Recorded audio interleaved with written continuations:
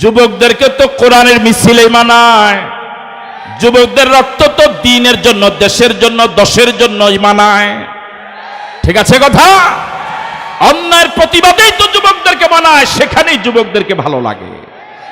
পারবে যুবকেরা অন্যায়ের প্রতিবাদে জীবন দিতে? কারা কারা পারবে দুহাত তুলে দেখাও।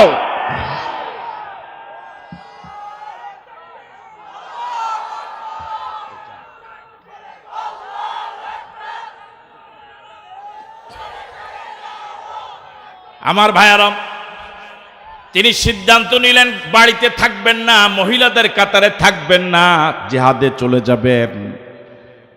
তার ভিতরে পরিবর্তন এলো, কালিমা পড়লেন, জিহাদের ময়দানে চলে গেলেন।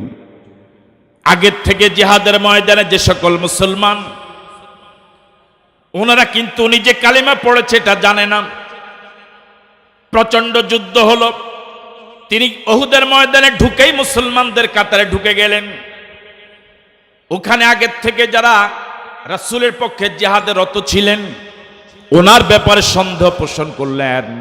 তার কারণ বাড়ি থেকে যাওয়ার সময় তাকে কলেমা অবস্থায় পান নাই। কিন্তু তখন তথ্য নেওয়ার কোনো সুযোগও ছিল না, প্রচন্ড যুদ্ধ চলছিল। একটা সময় এই লোকটাও এইমাত্র যিনি ঢুকলেন প্রচন্ড আহত হয়ে গেলেন, রূহ যায় যায়। এমন সময় সাহাবায়ে কেরাম পরস্পর বলা বলি শুরু করলেন, এই লোকটা তো মরে যাবে, মারার পর তার দাফন কোথায় হবে? সে কি মুসলমান হয়ে মরল না বিধর্মী হয়ে মরল আমার তো জানা নাই। সাহাবায়ে কেরামের পরস্পরের কথা যখন তিনি শুনছিলেন মুমূর্ষ অবস্থায়, এই অবস্থায় তিনি জবাব দিয়েছিলেন, ও আল্লাহর নবীর সাথীরা শোনো, আমি আল্লাহ এবং রাসূলের পক্ষে যুদ্ধ করার জন্য ময়দানে এসেছি। আল্লাহু আকবার। এর কিছুক্ষণ পরে তিনি ইন্তেকাল করলেন, দাফন হলো। আল্লাহ নবী কবরের পাড়ে দাঁড়িয়ে বললেন, ও আল্লাহর বান্দা, দুনিয়ার তোমার সাথীরা তোমার ব্যাপারে আশঙ্কা করে, আমি রাসূল ঘোষণা করছি তুমি জান্নাতি। জোরে বলেন না আল্লাহু আকবার। এমন দামি সম্পদ আমি আপনি অর্জন করতে পেরেছি, এর জন্য খুশি না বেজার? আমরা কি সকলে ঈমান নামক সম্পদ অর্জন করতে পেরেছি? কথা বলে না কেন? ঈমান আনি নাই? এখানে কি অন্য ধর্মের লোক আছে? আমরা কি সকলে ঈমান এনেছি? এই সম্পদের মতো দামি সম্পদ কি আর পৃথিবীতে আছে? আমেরিকার প্রেসিডেন্টের নাম জো বাইডেন। ঈমান আছে না নাই? আরো জোরে বলেন, আছে না নাই? আমেরিকার প্রেসিডেন্ট যে দেশের ছেলে পাঠাইতে পারলে আমাদের দেশের অভিভাবকরা গর্ববোধ করে, এ দেশের কেউ আমেরিকার প্রেসিডেন্ট হওয়ার আশাও করে না, শুধু সে দেশে যেতে পারলে নিজেকে গর্বিত পিতা মনে করে। এমন একটা দেশের প্রেসিডেন্ট, ঈমান নামক সম্পদ নাই, দুনিয়ার সম্পদের অভাব নাই, দাম আছে না নাই? আরো জোরে বলেন, দাম আছে না নাই? আমেরিকার প্রেসিডেন্ট মূল্যহীন মানুষ, আমার দেশের ওই রিক্সাওয়ালা, ঠেলাওয়ালা, কুলি মজুর, শ্রমিক মানুষ, টাকা নাই, পয়সা নাই, দিন এনে দিন খায়, কিন্তু ঈমান নামক সম্পদ সে অর্জন করেছে আমেরিকার প্রেসিডেন্ট থেকে, তার দাম অনেক বেশি। ঠিক নয় কি? এই সম্পদ কি আমার আপনার কাছে আছে? যে সম্পদ যত দামি, সে সম্পদের জন্য রক্ষণাবেক্ষণ তত সতর্ক হওয়া লাগে। ঠিক নয় কি? সে সম্পদ অন্যের নজরে পড়ে বেশি, শকুনদের নজরে পড়ে বেশি। এই জন্য মুসলমানদেরকে বেঈমান বানাবার জন্য, ইমানদারদেরকে বেঈমান বানাবার জন্য সারা পৃথিবীর বিধর্মীরা একজোট হয়ে অসংখ্য ষড়যন্ত্র করে বেঈমান বানিয়ে জাহান্নামী করার ষড়যন্ত্র করছে। ঠিক নয় কি? এই জন্য আমাদেরকে সচেতন হওয়া লাগবে, সতর্ক হওয়া লাগবে। প্রয়োজনে জীবন দিয়ে দেব, ঈমান দেব না। রাজি আছি? কারা কারা রাজি? দুহাত তুলে দেখায়।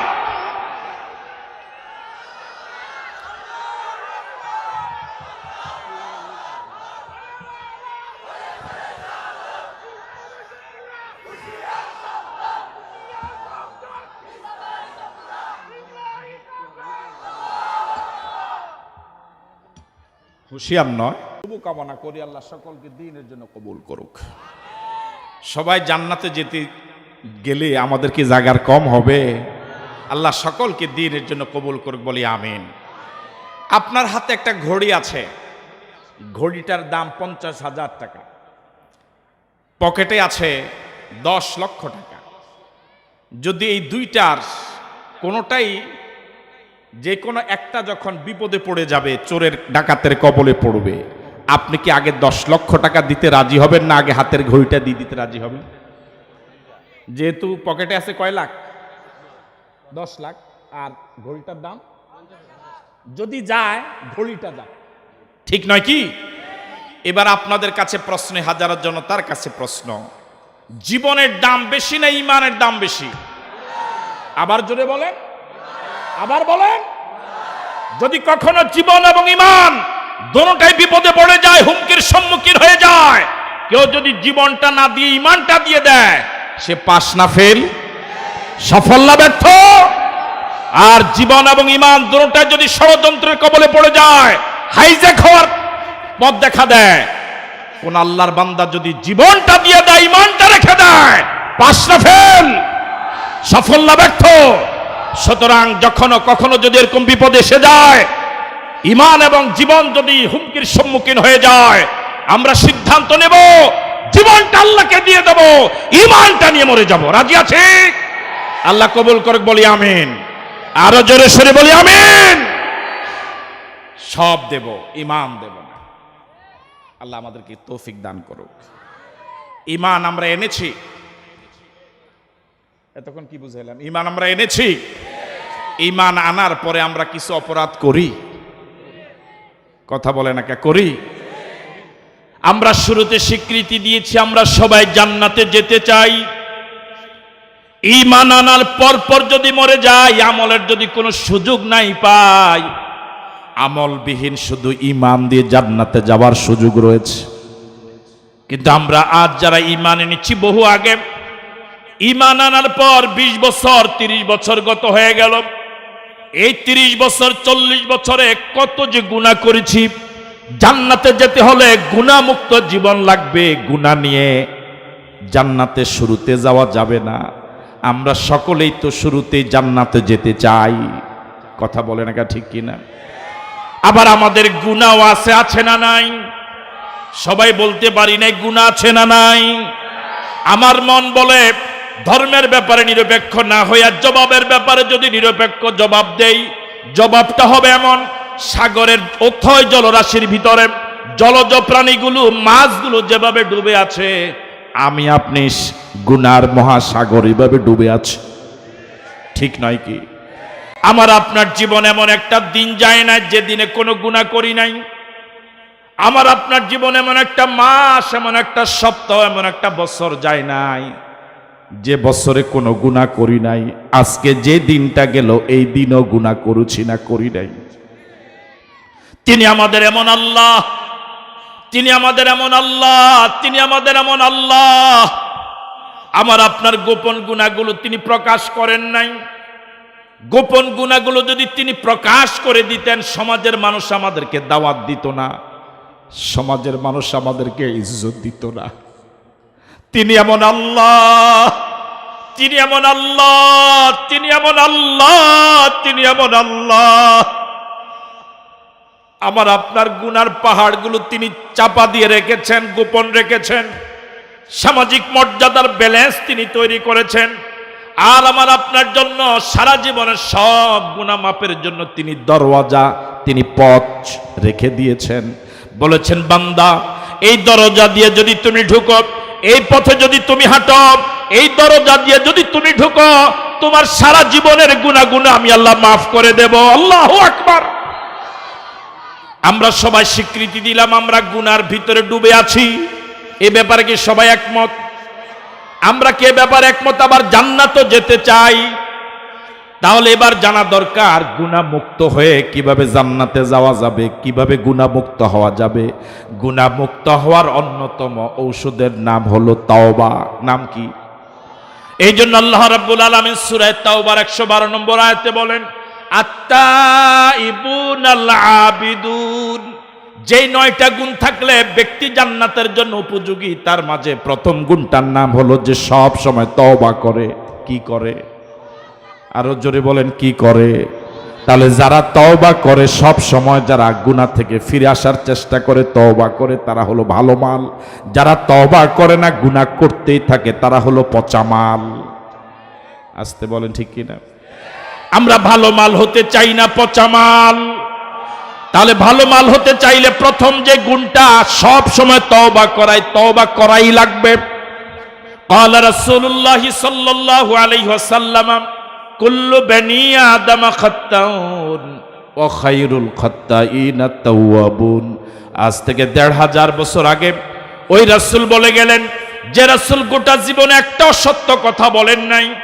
মক্কার কাফের এবং মুশরিকরা রাসূলকে পাগল বলেছে, কবি বলেছে, গণক বলেছে, জাদুকর বলেছে, অশ্রাব্য ভাষায় গালি দিয়েছে। এই মানের জাত শত্রুরাও এই কথা বলতে পারে নাই যে মুহাম্মদ জীবনে একটা অসত্য কথা বলেছে। এমন নবীর উম্মত হতে পেরে খুশি না বেজার? এই জন্য মন থেকে বলেন আলহামদুলিল্লাহ, আবার বলেন আলহামদুলিল্লাহ, আরেকবার বলেন আলহামদুলিল্লাহ। ওই রাসূল বলেছেন কুল্লু বনি আদম খাত্তাউন, সব বনি আদম পাপী, সব বনি আদম পাপী, সব বনি আদম পাপী। ওয়া খায়রুল খাত্তাইন আত-তাওয়াবুন, সবচেয়ে ভালো পাপী সে যে পাপ করার সাথে সাথে তওবা করে ফেলে। ভাইরা আমার, আজ রাত যদি আমার আপনার জীবনের শেষ রাত হয়ে যায়, আগামী রাত 11টা পর্যন্ত কোন আপনজনই লাশ মাটির উপরে রাখবে না। আপনার স্ত্রী লাশটা ঘরে রাখতে চাইবে না।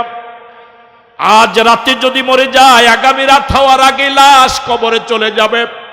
কিভাবে আরামে ঘুমাই, কিভাবে হাসি তামাশার ভিতরে মজে আছি, নিজের জন্য জাহান্নামকে ওয়াজিব করে রেখেছি। আপনি যদি নিশ্চিত হয়ে থাকেন এখন যে পথ ধরে হাঁটছেন, এই পথের শেষ মাথায় জান্নাত, আপনি এই পথে দ্রুত বেগে হাঁটেন, আমার আপত্তি নাই। আর যদি আপনার বিবেক বলে আমি আপনি এখন যে পথ দিয়ে হাঁটছি, এই পথের শেষ মাথায় জাহান্নাম, জাহান্নাম, জাহান্নাম, তাহলে বুদ্ধিমানের কাজ হবে এখনই ইউটার্ন করা, পথটাকে এখনই ঘুরিয়ে দেওয়া। আপনি রওনা হয়েছেন নরসিংদী, রওনা হয়েছেন কোন জায়গায়, ভুল পথ ধরে আপনি অনেক দূর অগ্রসর হওয়ার পরে কেউ একজন আপনাকে সতর্ক করলো, ভাই আপনি যে জায়গায় রওনা হয়েছেন এটা তো সেই পথ নয়, এটা তো ভুল পথ, এটা হলো সঠিক পথ। আপনি কি ওই ভুল পথ ধরে জানার পরও সামনে যাবেন? কথা বলেন, যাবেন? আপনি সামনে যাবেন না, সে জায়গায় পথ ঘুরিয়ে দিবেন। এবং এই আধা ঘন্টা 1 ঘন্টা যে ভুল পথ ধরে হেঁটেছেন, এর জন্য নিজেকে নিজে মালামত করবেন, নিজেকে নিজে তিরস্কার করবেন। আমরা 50 বছর 60 বছর পর্যন্ত গুনার ভুল পথে হাঁটছি, এখনো পর্যন্ত সঠিক পথ নিজে জানি, অন্য জানায়া দেয়। তাফসীর মাহফিলগুলোর আয়োজন করে জানায়া দেওয়ার পরেও এখনো পথ ঘুরিয়ালাম না, এখনো ইউটার্ন করলাম না, এখনো বিগত 50 বছরের ভুল পথের জন্য সংশোধন হলাম না, এখনো নিজেকে তিরস্কার করলাম না। আমার আপনার মতো নাফরমান পৃথিবীতে আর কেউ হতে, আমার ভাইয়ারাম, আল্লাহ রাব্বুল আলামিন তওবার যে দরজা রাখলেন, এই দরজাটা এত বিশাল দরজা। এই পৃথিবীতে যত ধনী লোক হোক, যিনি বিল্ডিং বানান, তার বিল্ডিং এর যত দাম হোক না কেন, তার ঘরের দরজা দিয়া মোটা 2 জন মানুষ একসাথে ঢুকতে পারবে না। এই পৃথিবীতে কোনো দামি বিল্ডিং এর দরজা দিয়ে 2-3 জন একসাথে ঢুকতে পারবে না। এই পৃথিবীর এমন কোন রাস্তা নাই যে রাস্তা দিয়ে লাখ লাখ মানুষ একসাথে হাঁটতে পারবে। কিন্তু তওবা, তওবা এমন একটা দরজা, তওবা এমন একটা সদর রাস্তা, আল্লাহ রাব্বুল আলামিন এমন বিশাল দরজা তওবার জন্য নির্ধারণ করলেন। বর্তমান পৃথিবীর 810 কোটি মানুষ, 810 কোটি মানুষ যদি একসাথে তওবার দরজা দিয়ে ঢুকতে চায়, এই রাস্তা দিয়ে যদি হাঁটতে চায়, 810 কোটি মানুষ তওবার রাস্তা দিয়ে একসাথে হাঁটতে পারবে। আল্লাহু আকবার বলবেন না? 810 কোটি মানুষ একসাথে যদি তওবার দরজা দিয়ে ঢুকতে চায়, যদি সিদ্ধান্ত নেয় আগামীকাল সকাল 10টায় আমরা পৃথিবীর 810 কোটি মানুষ একসাথে তওবা করব, ঈমান আনব, গুনার জন্য ক্ষমা চাইব, 810 কোটি মানুষ এই দরজা দিয়ে ঢোকার সুযোগ আছে না নাই? আপনাদের এখানে যারা আছেন, যার বয়স যত, দুনিয়া উল্টে গেলেও কি আপনি আর 2 বছরের শিশুর মতো হতে পারবেন? জবাব দেন, হতে পারবেন? কিয়ামত হয়ে গেল পারবেন না। যার বয়স 50-30 শত চেষ্টা করে আর 2 বছরের শিশুর মতো হতে পারবে না। কিন্তু রাসূল করিম সাল্লাল্লাহু আলাইহি ওয়াসাল্লাম বলেছেন, আন আবি হুরায়রা রাদিয়াল্লাহু তাআলা আনহু قال قال رسول الله صلى الله عليه وسلم التائب من الذنب كمن لا ذنب له। আল্লাহর নবী বলেন, কোন বান্দা বান্দি যদি গুনাহ করে করে জীবন নষ্ট করে, খালেস নিয়তে যদি তওবা করে, এই লোকটা এমন নিষ্পাপ হয়ে যায়, এমন বেগুনা মাসুম হয়ে যায়, যেমন নিষ্পাপ সন্তান মায়ের গর্ভ থেকে মাত্র খালাস হয়। এই মাত্র যে সন্তানটা খালাস হলো, সিজারে হোক আর নরমালে হোক, গুনাহ আছে না নাই? কথা বলেন, গুনাহ আছে না নাই? আমি আপনি হাজার চেষ্টা করলো আর 2 বছর শিশুর মতো আর হতে পারবো না, ওই অবস্থা আর ফিরে যেতে পারবো না। কিন্তু খালিস নিয়তে তওবা করলে এই মাত্র ভূমিষ্ঠ হলো, যার বয়স মাত্র 1 ঘন্টা, যার বয়স মাত্র 10 মিনিট, ওই সন্তানের মতো নিষ্পাপ হওয়ার সুযোগ আছে না নাই? এবার বলুন তো, এই সুযোগটা কাজে লাগানো কি দরকার নয়? কথা বলে না, কা দরকার নয়? আমাদের আল্লাহ এত বড় দয়ালু আল্লাহ। আল্লাহ রাব্বুল আলামিন গুনাহগারদেরকে ডেকে বলেন, কুল ইয়া ইবাদিয়াল্লাযীনা আসরাফু আলা আনফুসিহিম লা তাকনাতু মির রাহমাতিল্লাহ ইন্নাল্লাহা ইয়াগফিরুয যুনুবা জামিআ। নবী হে, আমার গুনাহগার গোলামদেরকে ডেকে ডেকে বলে দিন, যারা গুনাহ করে করে জীবনটা বরবাদ করে দিয়েছে, তারা যেন মায়ুস না হয়, নিরাশ না হয়, হতাশ না হয়। তাদের গুনাহ যত বেশি হোক না কেন, আমি সব গুনাহগুলো মাফ করে দেব। গুনাহ মাফ করার অধিকার কার? ক্ষমতা কার? আল্লাহ রাব্বুল আলামিন এত বড় দয়ালু আল্লাহ। বান্দা যদি আল্লাহর দিকে এক ভিখো তাকায়, আল্লাহর রাসূল বলেছেন আল্লাহর রহমত তার দিকে 1 হাত আগায়। বান্দা যদি আল্লাহর দিকে হেঁটে হেঁটে যায়, আল্লাহর রহমত তার দিকে দৌড়ে দৌড়ে আসে। এই পৃথিবীতে এমন কোন আপনজন নাই যে আপনার সব সময়ের ডাকে সাড়া দেয়। আপনি যে দল করেন, রাত 12টার পরে যদি নেতাকে ফোন দেন, রিসিভ হওয়ার সম্ভাবনা আছে না নাই? কথা কয় না, আছে না নাই? আপনি যে পীরের মুরিদ, রাত 12টার পরে যদি ফোন দেন, আপনাকে শুনতে হবে যে মুরিদ বেয়াদব। কথা কয় না, ঠিক? আমরা যারা আলোচক, রাত তো দূরের কথা, দিনেই ফোন দিয়ে আমাদেরকে পাওয়া যায় না। আমাদের প্রত্যেকটা ফোনে হাজার হাজার টাকা, এরপরে আমরা ফোন রিসিভ করি না। আয়োজকরা কত বিরক্ত, আমাদের প্রতি ফোন করে পাওয়া যায় না। তিনি আমাদের এমন আল্লাহ, তিনি আমাদের এমন আল্লাহ, তিনি আমাদের এমন আল্লাহ। রাত 12টা বুঝি না, 1টা বুঝি না, সাগরের গভীর জলরাশির ভিতরে, পাহাড়ের চূড়ায়, মঙ্গল গ্রহে, সুন্দরবনের অরণ্যে আল্লাহর কোন বান্দা বান্দি বিপদে পড়ে যদি একবার একবার একবার আল্লাহ বলে ডাক দেয়, আবার আল্লাহ 70 বার জবাব দেয়, বান্দা কি চাও? জোরে বলেন আল্লাহু আকবার। এই পৃথিবীতে আপনার যত আপনজনই হোক না কেন, বারবার তার কাছে কিছু চাইলে তিনি বিরক্ত একটা সময় হবে। আর আমাদের আল্লাহ তার কাছে না চাইলে তিনি বিরক্ত হয়। আল্লাহু আকবার। হর হমেশা দেনে কি তু তৈয়ার হ্যায়, হর হমেশা দেনে কি তু তৈয়ার হ্যায়, जो ना बांगे उससे तू बेजार है। सब समय देवार जन्य जिनी प्रस्तुत, ना चाइले जिनी बेजार है तिनी के? आवाज दिए बोलेन अल्लाह।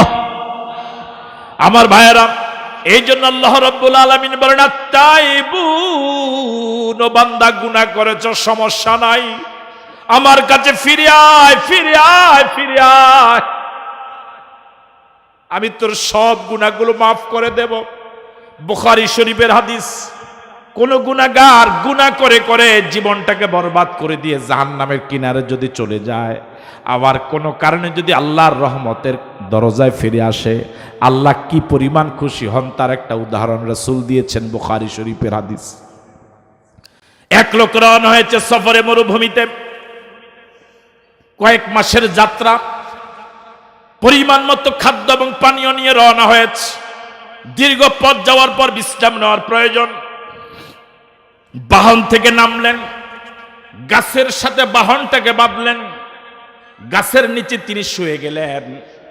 ঘুম থেকে উঠলেন, উঠে দেখে তার বাহনও নাই, খাদ্য নাই, পানীয় নাই। সাহাবায়ে কেরামকে প্রশ্ন করলেন, লোকটা কেমন হয়রান হবে? সাহাবায়ে কেরাম জবাবে বললেন, ইয়া রাসূলুল্লাহ, চরম হয়রান হবে। পিছনেও ফিরে যেতে পারবে না, সামনেও যেতে পারবে না। পিছনে অসংখ্য পথ, সামনে অসংখ্য পথ। লোকটা নিশ্চিত যে জায়গায় মরা ছাড়া বিকল্প কোনো পথ নাই, এখন শুধু মৃত্যুর প্রহর গণে। এরকম দুশ্চিন্তা লোকটা ঘুমিয়ে গেল। দ্বিতীয়বার ঘুমালো। ঘুম থেকে আবার সজাগ হয়ে দেখে যেই অবস্থায় বাহনটা হারিয়ে গিয়েছিল খাদ্য এবং পানীয় সহ, ঠিক ওই অবস্থায় বাহনটা আবার তার সামনে হাজির। এবার আপনাদের এই হাজার হাজার জনতার কাছে প্রশ্ন, লোকটা খুশি কেমন হবে? আপনাদের জবাবে তো বোঝা যায় না খুশি কেমন হবে। কম খুশি হবে না বেশি খুশি হবে? আল্লাহর নবী বলেন, লোকটা এমন বেশি খুশি হয়েছে লিশিদ্দাতিল ফারহে, সে বলেছে আল্লাহুম্মা আনতা আবদি ওয়া আনা রাব্বুক। এত বেশি খুশি হয়েছে সে বলতে চেয়েছিল, আল্লাহ আমি তোমার বান্দা, তুমি আমার রব। কিন্তু সে উল্টা বলে ফেলেছে বেশি খুশির ঠেলায়। সে বলেছে, আল্লাহ তুমি আমার গোলাম, আমি তোমার রব। আমার বাইরে এটা বলার পর আল্লাহ বেজার হয় নাই, বরং আল্লাহ খুশি হয়। আল্লাহু আকবার। আল্লাহ রাব্বুল আলামিন হাবিব বলেন, যেই লোকটা তার বাহনকে ফিরে পেয়ে এত বেশি খুশি হয়েছে, খুশির কারণে উল্টা বলে ফেলেছে, আল্লাহ রাব্বুল আলামিন গুনাহগার গোলাম, গুনাহগার বান্দা বান্দিকে কাছে পেয়ে তার থেকে বেশি খুশি হয়। আল্লাহু আকবার বলবেন না?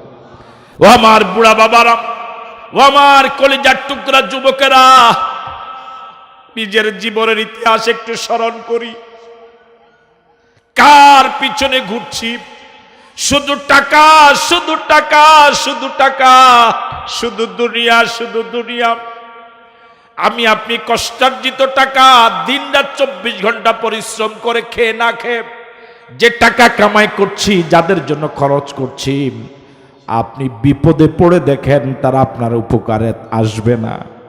কথা বলেন ঠিক নয় কি?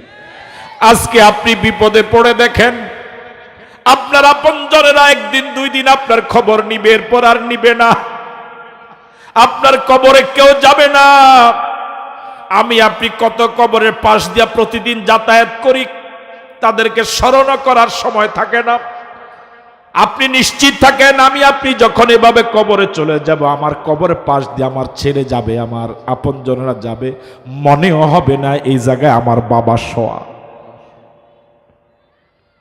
আমার ভাইয়ারা, নিজের কবরে নিজেকে যাওয়া লাগবে, নিজের হিসাব নিজেকে দেওয়া লাগবে।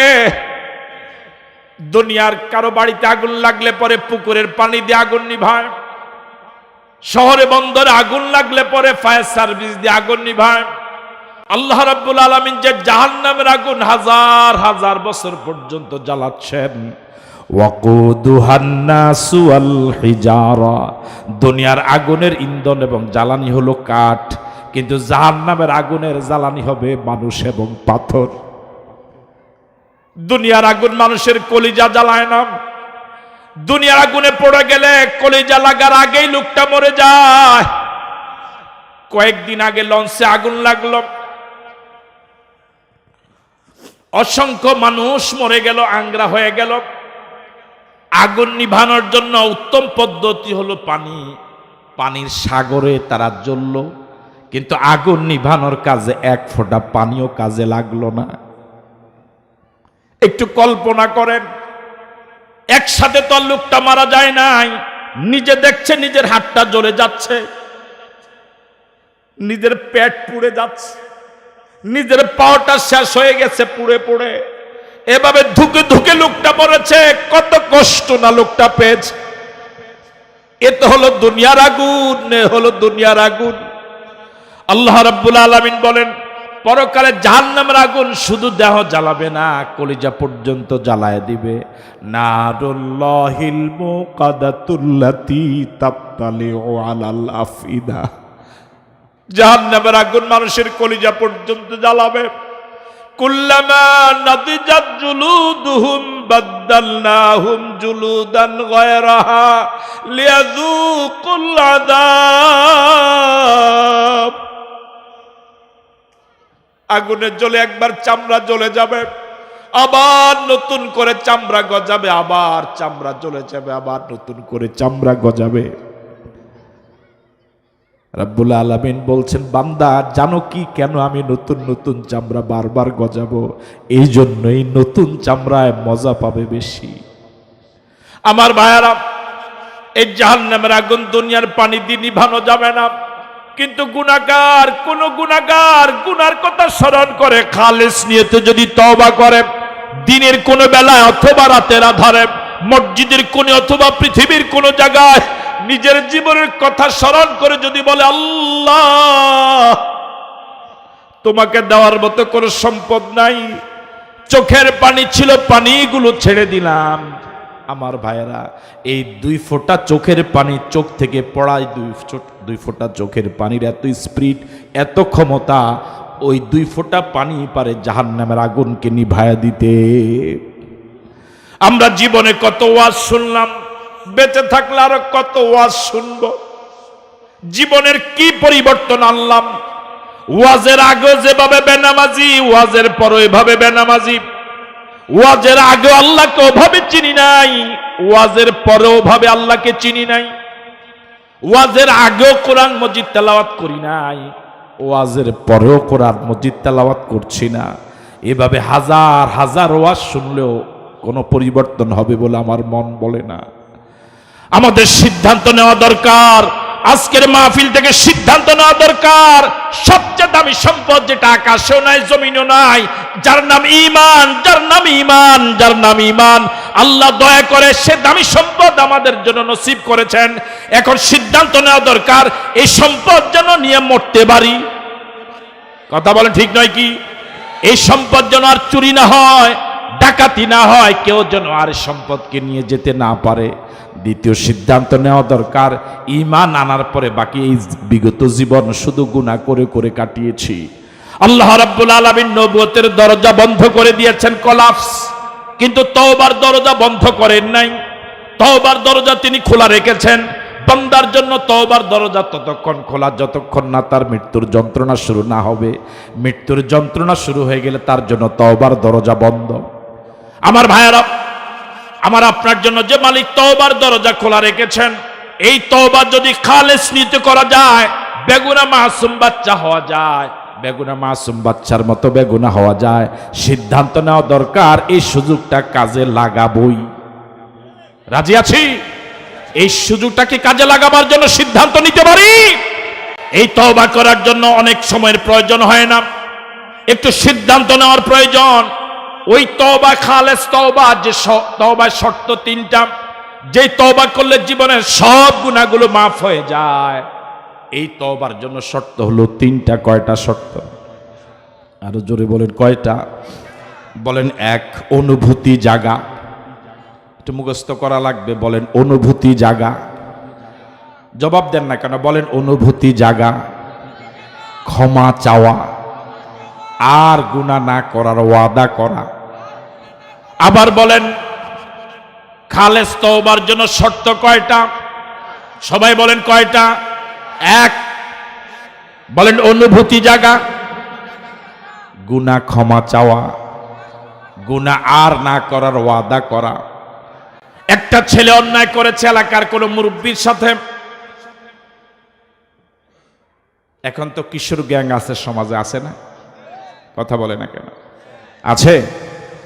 অন্যায় অপরাধ করেছে একজন টিচারের সাথে, মুরব্বির সাথে। একে নিয়ে দরবারে বসা হলো। সব দরবারীরা, সব বিচারকেরা মামলার শুনানি শুনে এবার সিদ্ধান্ত নিলেন যে ছেলে যে অপরাধ ওনার সাথে করেছে, ক্ষমা চাওয়া ছাড়া উপায় নাই। সবাই রায় দিল, তুমি অন্যায় করেছো, তার কাছে ক্ষমা চাও। রায় শোনার পরেও তার অনুভূতি জাগে নাই। ওই মুরব্বির কাছে সে ক্ষমা চায় না। আরো 2-1 বলছে উঠ, ক্ষমা চা, এরপরও সে উঠে না। এবার আরো কয়েকজন মিলে একসাথে বলছে উঠ, ক্ষমা চা, এরপরও সে ক্ষমা চায় না। এবার সবাই তাকে ধরে নিয়ে ওনার সামনে দাঁড় করালো। এবার সে বলছে, আমি নাকি অপরাধ করেছি, আমাকে ক্ষমা করে দিয়েন। এরকম বলে কি বলে না? আমি নাকি অপরাধ করেছি, ক্ষমা করে দিয়েন। ওই মুরব্বী নিজের প্রেস্টিজ রক্ষার্থে বলছে, আচ্ছা যা, ক্ষমা করে দিলাম। এটা কি ক্ষমা চাওয়া হয়েছে? এটা কি ক্ষমা করে দেওয়া হয়েছে? কিন্তু এর জন্য কি আর কোনোদিন বিচার বসবে? বিচার শেষ, কিন্তু ক্ষমাও চাওয়া হয় নাই, ক্ষমা করেও দেওয়া হয় নাই। কিন্তু এই ছেলেটা কোনো কারণে অন্যায় করার পরে যার কাছে অন্যায় করলেন, কোনো বিচার হয় নাই, কোনো আদালতে মামলা হয় নাই। ছেলেটার ভিতরে অনুভূতি আসলো, ওনার সাথে যে আমি অন্যায়টা করেছি এটা ঠিক করি নাই। সে নিজের অনুভূতি আসার পরে ওই মুরব্বীর বাড়িতে চলে গেল। মুরব্বীর সামনে গিয়ে দাঁড়ালো, কোনো কথা বলে না। ওর বডি ল্যাঙ্গুয়েজ প্রমাণ করে সে অপরাধী, অপরাধীর মতো সে দাঁড়িয়ে আছে। কিছু একটা বলতে চায়, তার ভিতরে অনুশোচনা জেগেছে। ওর বডি ল্যাঙ্গুয়েজ এটাই প্রমাণ করে, এটাই বলে দেয় সে যে অন্যায়টা করেছে এটা সে ঠিক করে নাই, সে কিছু একটা বলতে চায়। এবার বলুন তো, যে মুরব্বী এতক্ষণ পর্যন্ত তার প্রতি প্রচন্ড রেগে আছে, এই অবস্থা দেখে মুরব্বীর মন আগের মতো থাকবে না কিছুটা নরম হবে?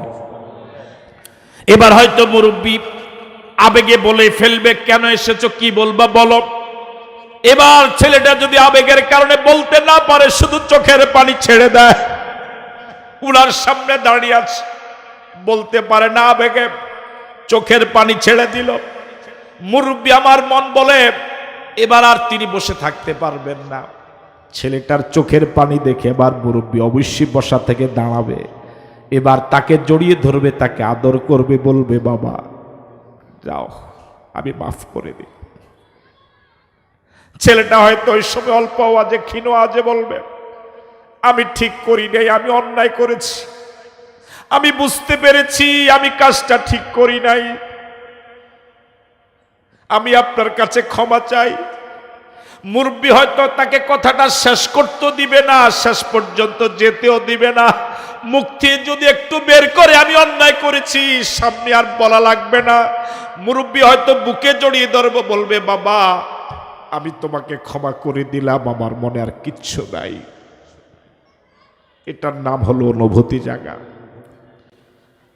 আল্লাহর বান্দা বান্দি আমরা এখানে যারা আছি, গুনাহ করে করে জীবনটা শেষ করে দিয়েছি। গুনাহ, শুধু গুনাহ, শুধু গুনাহ। বিগত জীবনে যতটুকু নজর যায়, এমন অনেক গুনাহ, এমন অনেক গুনাহ, লজ্জা লাগে, এমন অনেক গুনাহ। মালিকের কাছে যদি অনুভূতি নিয়ে, অনুভূতিটা যদি জাগে, মালিক এত গুনাহ করার পরে তুমি আমার রিজিক বন্ধ করো নাই, তুমি আমার আলো বন্ধ করো নাই, বাতাস বন্ধ করো নাই, আমার হাঁটা চলা বন্ধ করো নাই। ও মালিক, তোমার মতো মালিক আর পাবো কই? তুমি কত বড় দয়ালু আল্লাহ। এত নাফরমানি তোমার করলাম, কত নামাজ জীবনে ছেড়েছি, চরিত্রহীন কত কাজ করেছি, তোমার বিরুদ্ধে কত জায়গায় মিছিলে গিয়েছি। মালিক তোমার মতো দয়ালু আল্লাহ আর নাই। তুমি আমার আলো বাতাস বন্ধ করো নাই, রিজিক বন্ধ করো নাই। মালিক আমি ঠিক করি নাই, আমি অপরাধ করেছি, আমি তওবা করছি, তোমার কাছে ক্ষমা চাই। মালিক আমাকে ক্ষমা করে দাও। আমি কথা দিচ্ছি আর কোনোদিন এই অপরাধ আমি করব না, আর কোনোদিন নামাজ ছাড়ব না, আর কোনোদিন চরিত্রহীন হব না, আর কোনোদিন তোমার বিরুদ্ধে মিছিলে যাব না, আর কোনোদিন কোরআন হাদিসের বিরুদ্ধে কথা বলবো না, আর কোনোদিন উলামায়ে কেরামকে গালি দেব না, আর কোনোদিন একামতে দ্বীনের বিরুদ্ধে কথা বলবো না, আর কোনোদিন আব্বা আম্মার সাথে বেয়াদবি করব না, সুদ ঘুষের কাজ কারবার করব না, ডাইল হিরোইন গাঁজা ইয়াবা খাবো না, আর কোনোদিন সন্ত্রাসী কার্যকলাপ করব না। আল্লাহ আমাকে ক্ষমা করে দাও, আমাকে ক্ষমা করে দাও। আল্লাহু আকবার। আল্লাহ রাব্বুল আলামিন রহমতের কুলে টেনে নিয়ে এই লোকটাকে বেগুনা মাসুম বানায়া দেয়। আল্লাহু আকবার। আমরা কি পারবো তওবা করতে? আমরা কি পারবো? আল্লাহ রাব্বুল আলামিন এত বড় দয়ালু আল্লাহ। কোন বান্দা বান্দি যদি প্রতিদিন 70 বার তওবা করে, আবার 70 বারও যদি তওবা ভঙ্গ করে, অসংখ্যবার তওবা করেছে, আবার তওবা ভঙ্গ করেছে। আল্লাহ বেজার হয় না, আল্লাহ রাগ করে না, আল্লাহ গুসা হয় না। আল্লাহ রাব্বুল আলামিন চান না তার কোন গোলাম জাহান্নামে জ্বলুক, তিনি চান তার সব বান্দা বান্দী জান্নাতে যাক। এই জন্য তওবার সদর রাস্তা, রাজপথ তিনি উন্মুক্ত রেখেছেন। বান্দা অপরাধ করেছো, তওবার দরজা দিয়ে ঢুকে যা। অপরাধ করেছো, সদর রাস্তা দিয়ে ঢুকে যা, আমি সব গুনাহ মাফ করে দেব। আল্লাহু আকবার। এমন আল্লাহর দরবারে ধর্ণা দিতে পারবো আমরা? আমরা পারবো ইনশাআল্লাহ। ও যুবক বন্ধুরা, ও যুবকেরা, এখন রক্ত গরম, এখন রক্ত গরম, এখন রক্ত গরম। মানুষকে মানুষ মনে হয় না, মুরব্বীদেরকে সম্মান করো না। তুমি একটু চোখটা বন্ধ করে কল্পনা করো, তোমার মতো কত যুবক তোমার আগেই কবরে চলে গেছে, যায় নাই? তোমার মতো কত যুবক কবরে চলে গিয়েছে, ওরা তোমার মতো দাপটের সমাজে চলাফেরা করতো, আজ ওরা নাই। সুতরাং এখনই সময় আছে, আজকের মাহফিল থেকে আমরা সিদ্ধান্ত নেই, আল্লাহ পাক ইনশাআল্লাহ বর্ষা থেকে উঠার আগে গুনাহগুলো মাফ করে দিবে। বলি আল্লাহুম্মা আমিন। আমরা কি সিদ্ধান্ত নিতে পারি, আল্লাহকে জবাব দিতে বলে দিতে পারি? নিজের অপরাধের জন্য অনুশোচিত হলাম, অনুভূতি জেগেছে, আল্লাহ তোমার কাছে ক্ষমা চাই, আর কোনোদিন অপরাধ করব না। এই তিনটা শর্ত কি জানিয়ে দিতে পারি? আল্লাহকে জানিয়ে দিতে পারি? আল্লাহ কবুল করুক, বলি আমিন। আরো জোরে সরে বলি আমিন। আমার আলোচনা দীর্ঘায়িত না করে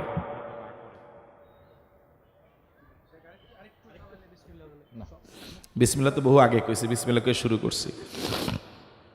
আমার ভাইয়েরা, আমি আপনাদেরকে বিনয়ের সাথে বলি, বিনয়ের সাথে বলি, বিনয়ের সাথে বলি, কপালে চুমু দিয়ে বলি,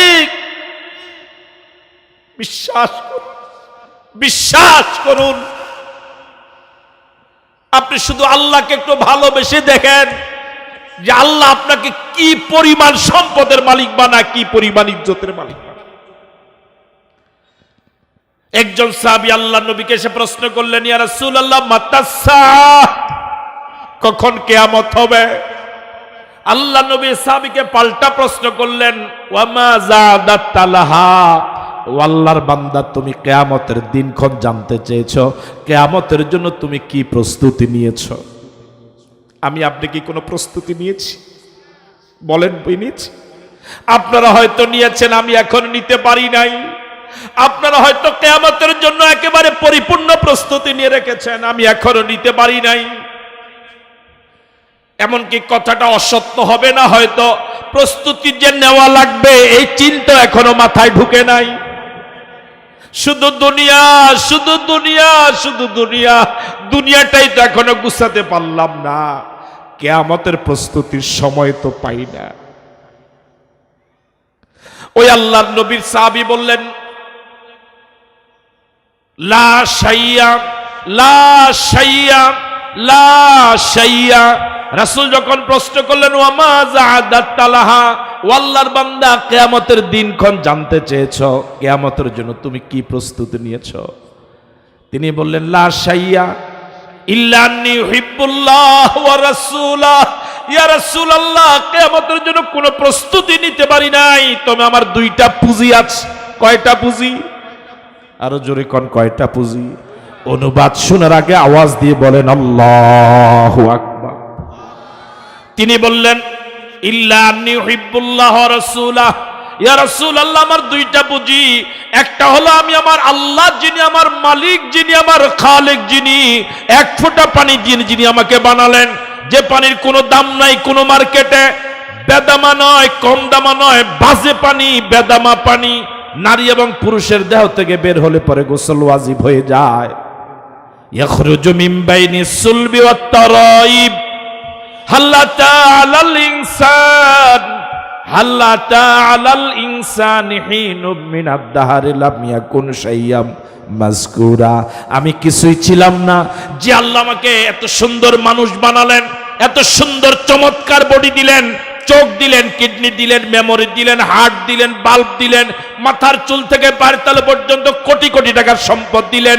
ওয়ালাকাদ কাররামনা বানি আদম, সৃষ্টির সেরার মর্যাদা দিলেন। জবান দিলেন, কথা বলতে পারি, কান দিলেন, শুনতে পারি, চোখ দিলেন, দেখতে পারি, পাও দিলেন, হাঁটতে পারি। পৃথিবীর কত মানুষ আল্লাহর দেওয়া হাত দিয়ে আল্লাহর বিরুদ্ধে কথা বলে। পাও দিলেন আল্লাহ, আল্লাহর দেওয়া পাও আল্লাহর বিরুদ্ধে মিছিলে ব্যবহার করে। কথা বলেন ঠিক নয় কি? এই জন্য আল্লাহ অবাক হয়ে প্রশ্ন করেন, খোঁটা দেন, কাইফা তাকফুরুনা বিল্লাহ ওয়া কুনতুম আমওয়াতান ফাহইয়াকুম সুম্মা ইউমীতুকুম সুম্মা ইউহয়ীকুম সুম্মা ইলাইহি তুরজাউন। ও বান্দা কেমনে ভুলে গেলি? ও বান্দা কেমনে ভুলে গেলি? কেমনে আমি এমন আল্লাহকে ভুলে গেলি? তুই না মরা ছিলি। ফাহইয়াকুম, তোর পীর তোকে জীবন দেয় নাই, তোর দল তোরে জীবন দেয় নাই, তোর নেতা তোর জীবন দেয় নাই। আমি আল্লাহ তোর মরা দেহে জীবন দিয়া মানুষ বানাইলাম। আমি আপনি যখন মায়ের গর্ভে ছিলাম, আমার পীর আমার খবর জানতো না, আমার দল আমার খবর নেয় নাই। দলের কাছে আমার দাম তখন হয়েছে যখন দলের জন্য আমি অন্যায় কিছু করতে পারি। পীরের কাছে আমার তখন দাম যখন পীরের বাড়িতে গরু পাঠাইতে পারি, যখন পীরের হাতে মোসাবায় টাকা দিতে পারি, তখন পীরের কাছে আমার কদর। আমার মায়ের গর্ভের এই অবস্থায় যখন আমার চরম চরম দুর্দিন, তখনও যিনি আমাকে ভুলে যায় নাই তিনি আমার আল্লাহ। ওই সাহাবী বললেন, ইয়া রাসূলুল্লাহ, আমি আমার এমন আল্লাহকে ভালোবাসি, আর আমার প্রিয় নবী যিনি, আমি আমার নবীকে ভালোবাসি। আল্লাহু আকবার বলবেন। পুঁজি কয়টা? আপনার মনে হয় রাগ। পুঁজি কয়টা? দাম কম না বেশি? সংখ্যায় কম, মাত্র দুইটা পুঁজি।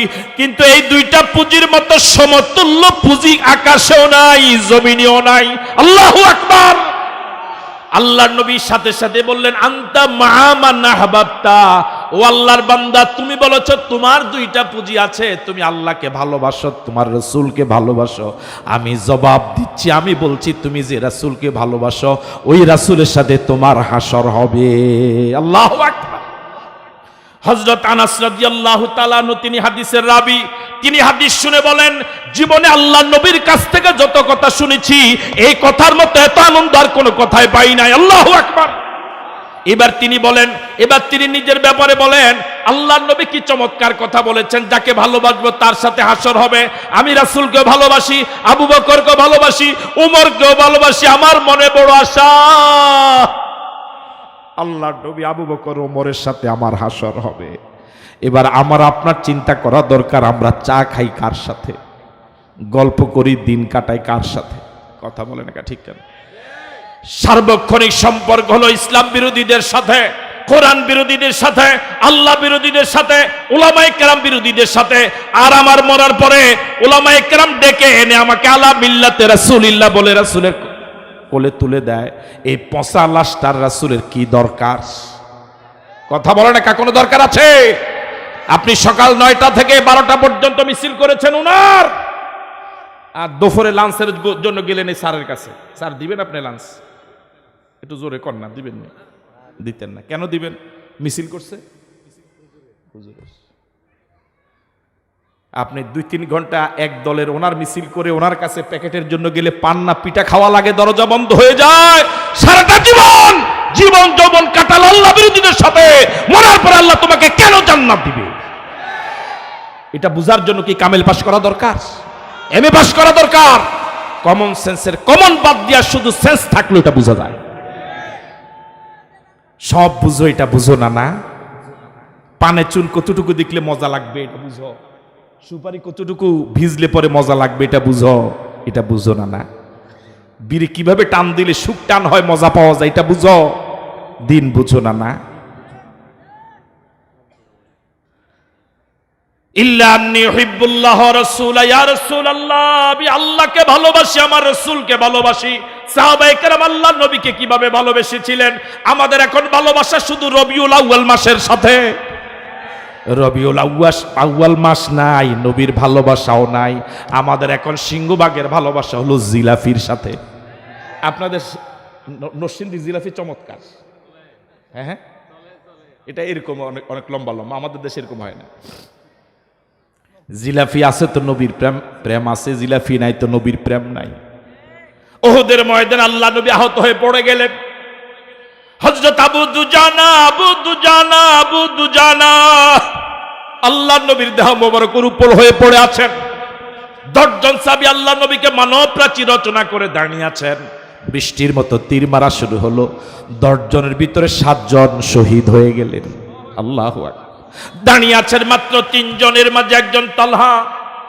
হযরত তালহা রাদিয়াল্লাহু তাআলা আনহু বৃষ্টির মতো নিক্ষিপ্ত তীরগুলো দুহাত দিয়ে শুধু ঠেকাচ্ছিলেন। তীরগুলো ঠেকাতে ঠেকাতে তালহা রাদিয়াল্লাহু তাআলা আনহুর দুহাতের 10 আঙ্গুলের একটা আঙ্গুল অক্ষত ছিল না। তালহা দাঁড়িয়ে আছেন, পাহাড়ের মতো দাঁড়িয়ে আছেন, উহা করে না, নড়াচড়া করে না, কেঁপে উঠে না, সরে যায় না, শুধু জবান দিয়া বলছেন নাফসি লিনাফসিকাল ফিদা, নাফসি লিনাফসিকাল ফিদা, ওয়াজহি লিওয়াজহিকাল ফিদা। ও নবী, আমার জীবন তো আপনার জন্য উৎসর্গ করে দিলাম। হযরত আব্দুল্লাহ ইবনে ওমর রাদিয়াল্লাহু তাআলা আনহুকে একজন জিজ্ঞেস করলেন, সাহাবায়ে কেরামদের ঈমান কেমন ছিল? আব্দুল্লাহ ইবনে ওমর জবাবে বলেছিলেন, আল ঈমানু ফি কুলুবিহিম আযামু মিনাল জাবাল। ও আমার সাথী, কি বলবো তোমাকে সাহাবায়ে কেরামের ঈমানের কথা সংক্ষেপে শুনে নাও। আল ঈমানু ফি কুলুবিহিম আযামু মিনাল জাবাল। এই পৃথিবীর 3 ভাগ পানি, 1 ভাগ হলো মাটি, অস্থিতিশীল হয়ে যেত, মানুষের বসবাসের যোগ্যতা হারাতো।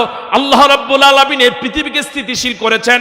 ওয়াজআলনাল জিবালা আওতাদা, ওয়াজআলনাল জিবালা আওতাদা। জমিন যেমন বড়, পেরাগও তেমন বড়।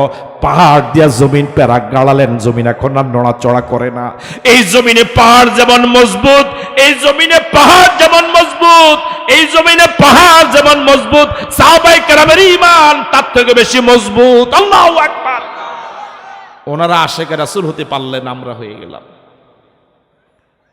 আসুন আমরা আল্লাহকে ভালোবাসি, রাসূলকে ভালোবাসি, রাসূলের ওয়ারিসদেরকে মায়া করি, মুহাব্বত করি, রাসূলের রেখে যাওয়া দ্বীনকে মায়া করি, দ্বীনের জন্য অর্থ দেই, সময় দেই, জীবন দেই, সমর্থন করি, বিরোধিতা না করি। আল্লাহ রাব্বুল আলামিন আমাদেরকে কবুল করুক, বলি আমিন। আপনাদের সকলকে মোবারকবাদ জানাচ্ছি। বেঁচে থাকলে দেখা হবে কোনো ময়দানে।